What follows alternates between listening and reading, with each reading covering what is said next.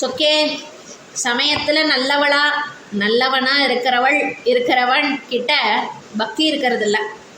சமயத்தில் நல்லவனாக இருக்கிறவங்கிட்ட பக்தி இருக்கிறதில்ல. பக்தி இருக்கிறவர் தெய்வத்துக்கிட்ட வியாபாரம் செஞ்சு பித்தலாட்டக்காரர் மாதிரி காரியங்கள் செய்கிறார். சாஸ்திரம் சம்பிரதாயம் தெரிஞ்சவர் அதை காரணம் காட்டியே மற்றவங்களை சித்திரவதை செய்கிறார்.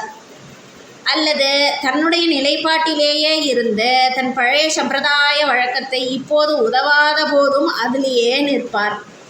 இதனால் சமயத்தில் அதர்மத்துக்கு துணை போகக்கூடிய சூழ்நிலை உருவானாலும் தன்னை தான் கொண்ட கொள்கையை மாற்றாமல் இருப்பார். இதற்கு உதாரணம் பீஷ்மர். இதுக்கு முன்னாடி நம்ம நிறைய பார்த்தோமே. இதுக்கு உதாரணம் பீஷ்மர்.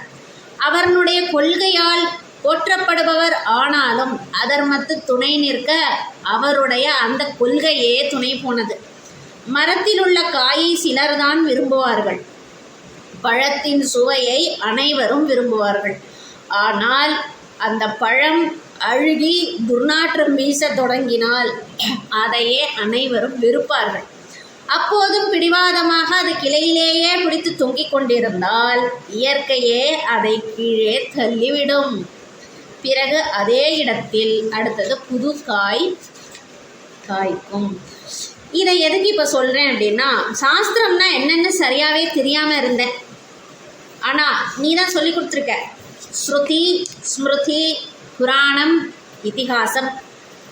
ஸ்ருதி வேதம், ஸ்மிருதி ரிஷிகள் முனிகள் ஆச்சாரியால் எழுதிய சாஸ்திர சட்ட நூல்கள், புராணம் 18 வகை, இதிகாசம் ராமாயண மகாபாரதம், வேதத்தின் மொத்த சாரம் பரம்பொருள் சொக்கே. அந்த காலகட்டத்துக்கு ஏற்ப எழுதியது தான் சம்பிரதாய வழக்கங்கள் பழக்கங்கள். கால சூழ்நிலைக்கு ஏற்ப அதை மாற்றி கொள்ளணும். ஆனால் இதையே காரணமாக சொல்லி எல்லாத்தையும் கொண்டு புறக்கணிச்சுட்டு உலகத்தை அப்சைட் டவுனாக வானத்தையும் பூமியையும் இடம் மாற்றி வைக்க முடியாது.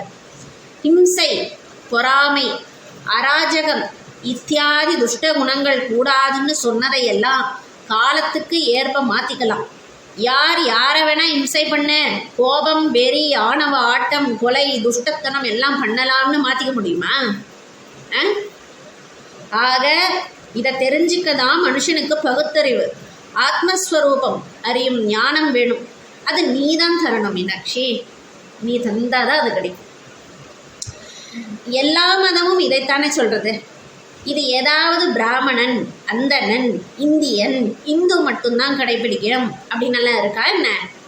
இது மொழி, மதம், தேசம் கடந்து எல்லாரும் பின்பற்ற வேண்டிய நீதி தானே.